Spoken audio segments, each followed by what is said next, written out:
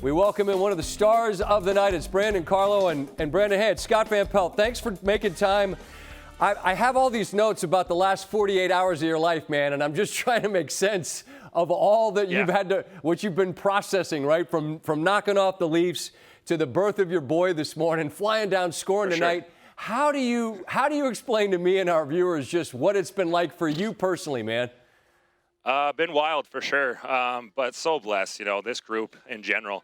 From Game 7 through here, I'm just so fortunate to play with these guys. But overall, so proud of my wife. She did amazing. We had our baby last night at around 3 o'clock, so pretty busy night. Didn't know if I was going to make it in time, but sure happy I did.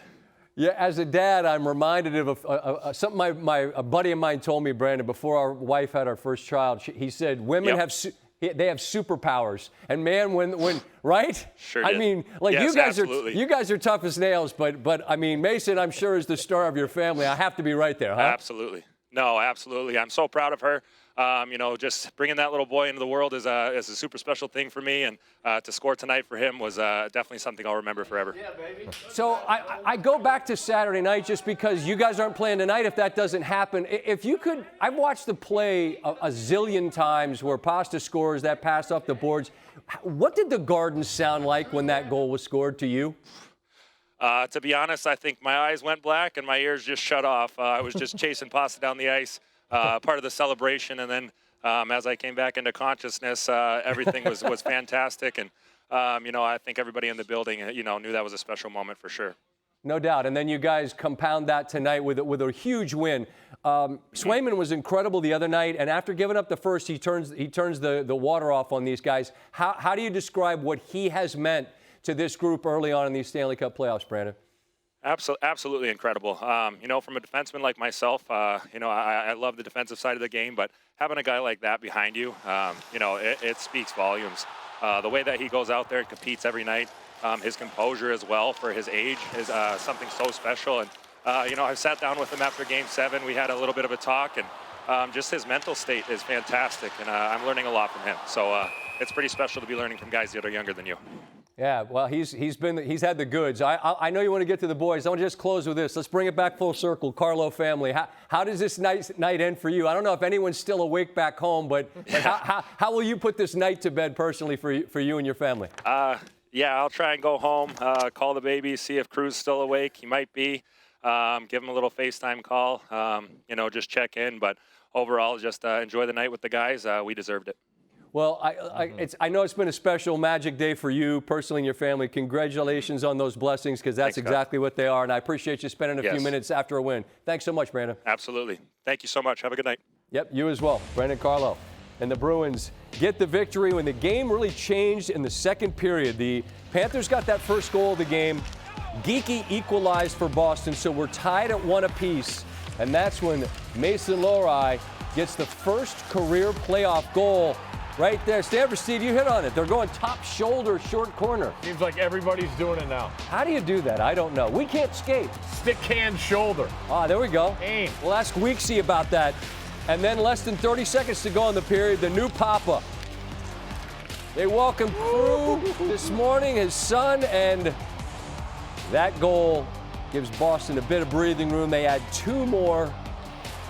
And they win the first game of this rematch from last year by a score of 5-1. Game 1's under Monty. Coach Montgomery, no issue at all. All wins since he has been their head coach. First Game 1 win on the road since 2018 in Tampa to open the second round. We welcome in Kevin Weeks to join us here. And Weeksy, I was really curious about this Boston club. Like, how much gas do you spend? How much emotional energy do you spend in knocking off Toronto against a Florida team that basically rolled? They had answers for sure. After they give up that first one, they score the last 5. What'd they show you if you had any questions about where they were Game 1 versus Florida? Well, they got the energy. That's the biggest thing. A lot of people are wondering rest versus rust and how would that factor into this game. But certainly for the Boston Bruins on the road, leaving Beantown and going down to beautiful South Florida, they had all the energy they needed and maybe then some. That was very impressive to me. The depth scoring that they got, 3 goals in the second period, 4 goals in total by players whose sweaters you might not have unless you're really deep cut fans. but it was a depth play of the Boston Bruins. They had a lot of energy in this game. I got to tell you, I was really impressed. Scotty, I thought that there could have been a little bit of an emotional letdown after beating the Leafs in that Game 7. Not the case. New dad factoring into the scoring equation. Nice shot there by Mason Lohrei. I mean, they put up those 3 goals in the second period. There's that shot there by the new dad, and not to be outdone, a strong goal here by Brazo as well. So a complete victory for the Bees on the road here in Game 1. Get a text from my guy Steve Levy about the timeout that Montgomery calls, up 2 goals with 14 minutes to go. He said that's unusual, and it proved to be genius. How so? Yeah, it was genius, and that's really just having a feel for your team. I got a text from a few different coaches around the league as well, and they said likewise, you need to have the pulse of your team, have a feel, almost a sixth sense.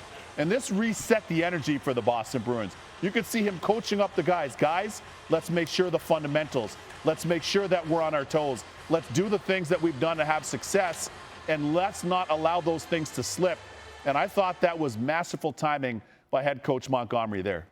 The fundies, they're critical to everything we do, baby. Yep. You got to stay on top of the fundies. Now, I asked Carlo about Swayman, and as a man who made his living between the pipes, look, they're not here if he doesn't blank Toronto Game 7, but he does. And after giving up the first tonight, as I said, doesn't give up anymore. What caught your eye about the level of his performance for Boston and their keeper, Swayman? His energy was on point.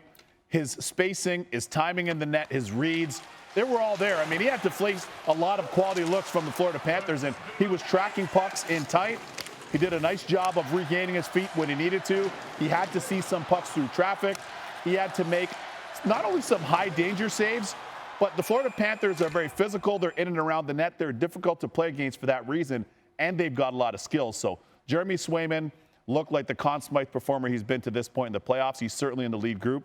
He was outstanding, and he certainly was that in this one once again. Sensational in Game 1. And Game 2, and it suddenly becomes critical for Florida. That's 7:30 on Wednesday on ESPN, part of a doubleheader. Weeksy, appreciate it, man. Been too long. I hope you're well. Anytime, fam. I trust you are. Great to see you. Back at you. All right.